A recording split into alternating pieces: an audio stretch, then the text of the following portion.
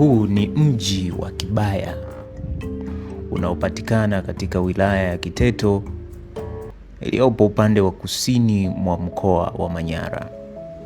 Wilayani hapa Mviwama inahudumia wanachama takriban 1240 ikiwa ni pamoja na kiwanda kidogo cha usindikaji wa maziwa KDC. KDC hutengeneza jibini laini aina ya mozzarella.